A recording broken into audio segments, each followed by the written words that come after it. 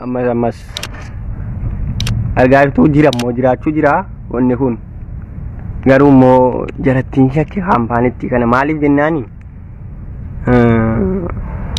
waan adiidaa kana waan dhiigaa kana waan sibiilaan jaallatu kana adeetanii achi jedhe si waraanaan jira kunoo laajjalaan jedhe achi jedhe malami yaa ijoollee si durbaa yaa ijoollee dhiiraa warri sirbitan uffata nagaa uffadhu siin durbaa in sirbin immoo qaama keessa taradhu sirbuma dhiisi tokkoffaa hadda addunyaa irratti gubaan kunoo ganama keessaa saatii ganamaati mallee qursiin nyaanne suma argeetan viidiyoo waraabe malee gubaan akka inni cimu garuu gubaan nadhaamu kayyabni shagalamee jennaan achumaan dhaabata gubaan ni bor immoo akiraa jechuudha galtee ba'uun hin jiru achumatti qaqayyaramuudha gar tokko dhumee jennaan gar tokkotti qayyaramuudha malee waan tokko achiin baatiin galaan hin jiru kana yaadadha amma biyya namaa wanni namni deemuuf dalagannee biyya ofii gallaa jechuudhaaf deema akkuma kana biyya addunyaa yoo dalagattee nyaatta borii saakiraatti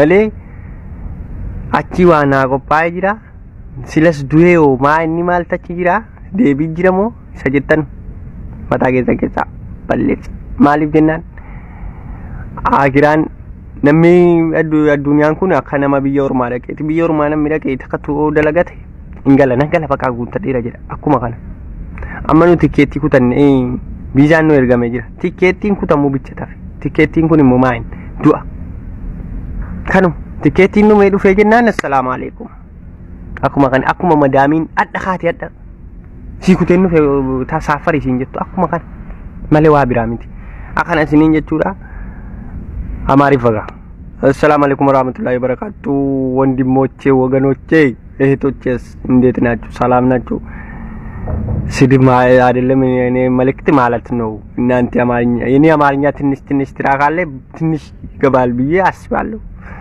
ስለዚህ ማለት ነው እኔ ያልኩት እዚህ ላይ መታችሁ ትጨፍራላችሁ ሞት አለ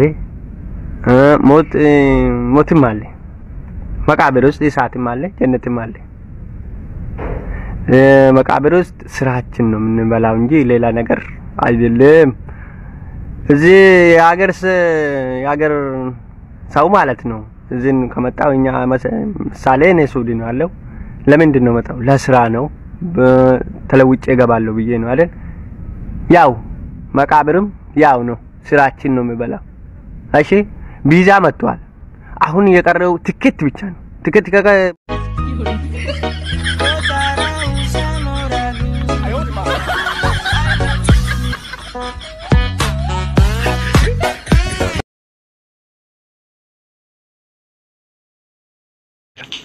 نعرف يا رجانجير ما لا يجيبها يا رجانجير يا رجانجير عساي ميسير بيكاش ودي تيجي سنتو فاتني عسينجير شمرنا كميديا ربان بات شمرنا هدو بديج بات جسا أكاد ما يو ميديا بناتو تستنى ميسير جفرو داف يقول ماش تبلاسات بداج ميسير بكلالا ليش انت انس نارات نجي ሌላ ምን አለ ማስናኛ ይሄው እንዴ ከጨፈራ ካልቻለ እና እግዚአብሔር አደርሷል ቆይ ገና ነረክ አረታው የሚባል ነገር የለም አባዱ ጫላም ጀድ አቱ ጥፋ አንቺ ደሞ ዱቄ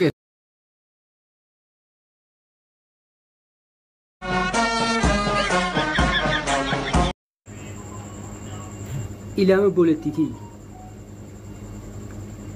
asnattin deebine kanatti amma ijaaba keedhatte nashiida baay'ee qabna kana karaayyaa qabna namni qaamni qabna nama nashiida baasaa jiru atti akka kanatti hudduu keessa raaftee na yetto mantinki muslima maqaala amma fakkeenyaa fi warra amantii muslimaatti dhufu barbaadan akkamitti dhufu saka keessanii jallaa kana laalanii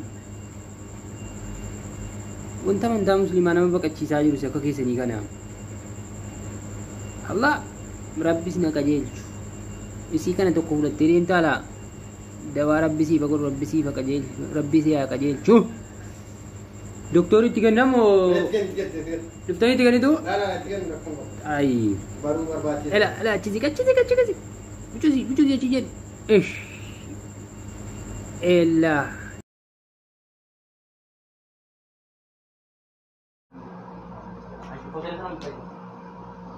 Anjisa. Welcome. Barakallah. Wazir maaf bisa minum tadi. Kide. Apa lagi kide? Angkat lagi. Askot. Tikko. Namicha jarjaraa tokkotu guyyaa tokko bakka namni oli baate dhaqeetiin yaa saba koo nama ajjeeseetiin dhufe anallee na qabaa gumaalee narraa kafalaa inni jennaaniin namichi jarjaraan tokko bakkuma taa'u ol ka'eetiin wallahi lazim dhugumaan nama ajjeese eeboo isaa irra dhiiga argedheetiin ragaa kijibaa irratti arge soo ammaal jechuu barbaade keelloon miidiyaan guyyaa gaafa isiin masaraa mootummaa keessaa dubbii abiyyii baafne jetteetiin ummataan burjaajisaa turte warru maqanii san sagalee san warra masaraa mootummaa keessa jirutti ergineetiin dhugama nuun jedhan jedheetiin ummata oromoo burjaajisaa turetu hadha wayita isiin kijiba guddaa kan ol fuuteetiin nurra feete keelloon miidiyaa baduu qabadheetiin ka irratti bau argaa jirra soo ammaal isiniin jechuu barbaade girrisaa waa isiniin jechuuf illee isin sodaanne baruu gabbaatanii ergamtu ebaluutu nuun jettanii nurra duultanii kanaafuu girrisummaan keessan kun ka duraanii caalii baay'ee naa ta'eetiin jira itti fufaa isiniin jechuu barbaade galatoomaa. Namichaatu sangaa isaa qalee afeerraa ajaa'ibaa erga qopheessee booda ilma isaatiin deemee namoota nu jaalatan hunda yaamee akka waliin nyaannu jeen ilmi isaa magaalaa keessa deemee akkas jechuu yaamichee eegale manni keenya gubachaa jira dafaa kottaa nurraa dhaamsa balaa ibiddaa kanarraa nu baraaraa jee abbaan kiyyeessin eegaa jira jee yaamicha itti fufu namoonni hedduun isa dhagaanii itti aaraa biraa deeman gariin maaliif sa'a kanatti hojii teenyarraa nu jee qajaanii mucaa kanatti mufatan namoonni muraasni qoftiin dhufanii mana namicha kanaa seenan waliin nyaachuu eegalan jiddumaan abbaan mucaa isaatiif gaafii dhiyeesse namoonni dhufan kunniin namoota nan beekuu miti ati namoota nu jaalatan dhiiftee maaliif namoota kana yaamte osoo warra nu jaalatan yaamte silaa nyaannu kun akkasitti lafatti nafu ture jee mucaa isaatti lole ani yeroo yaamu manni keenya ibiddaan gubataa jira kottaa nurraa dhaamsa jee abbaan kiyya isinitti dhaammatee yeroo ja'uun isaan ati nu jaalatan jettee eeydu sun hundi hin nadheessan saniifuu kan nu jaalatan jara kana malee warra ati nu jaalatan jettee eeydu sanii miti jee yeroo kana abbaan mucaa sirrifatee jara san dhiifama gaafate obboleessoo ansi waliin jiru kasitti jiru gaafa haalli ati keessa jirtu jijjiirame addaan baafatte yeroo hundaa'u kan nama jaalatu baay'inaan qaba tarii kasi jaalataa fakkaatu heddummachuu mala garuu firaa fi diina isa dhugaatii fi fakkeessitu gaafa rakkatan addaan baafate. Hiriyaa jaalalaa tokko yookiin takka waliin hanga dhumaa turuu fi nama biraa yoo gubbarraan hin janajjanne zabana akka faaratti ilaalamu keessa jira. Kun immoo waan qabnurratti quufuu dhabuu ilma namaa agarsiisa. Jaarsa yookiin jaartii asuma bira jirtu dhiisanii nama biraa gaafa argan yookiin xiqquma walitti dhiyaatan nama san bira wanni haarayni waan jiru itti fakkaate amanamummaa nyaatanii waan biraa eegaluufaatu heddummaata. Jaalalleewwan hin dogoggorina. Namni si cinaa jiru kun jireenya jaalalaa kee keessatti hiriyaa jaalalaa filatamaa yookiin filatamtuudha beeki. Inni qoftiin siif ga'a atis ishiin siif geessa. Haala amalaa fi jaalalatee ni qaba yookiin ni qabdi. Amanamaa yookiin amanamtuudha. Deebisaan kee yoo eeyyeete kana caalaa maal barbaaddeere yoomillee taanaan nama jaalattan kan akkanaa nama biraatiin waliin madaalsisina. Osoo lammada uumamtellee intala akkasii argachuu dhabuu dandeessa. Atis dhiira akka isaa kana siif ta'u argachuu dhabuutu mala. Zabana namni amanamaan dhabame kana keessatti nama amanamaa argachuun carroomuudha. Haaltu beekaa jireenya kee guutuu keessatti amanamaa fi namni dhugaa kan rabbiin siif kenne isa yookiin ishii qofa ta'uu mala. Kanaafuu asii fi achi ijee hiruu dhiisiti. Kanuma harkaa qabdu kana jabeessi obboleettii. Atis ishuma tana jabeeffadhu obboleessoo.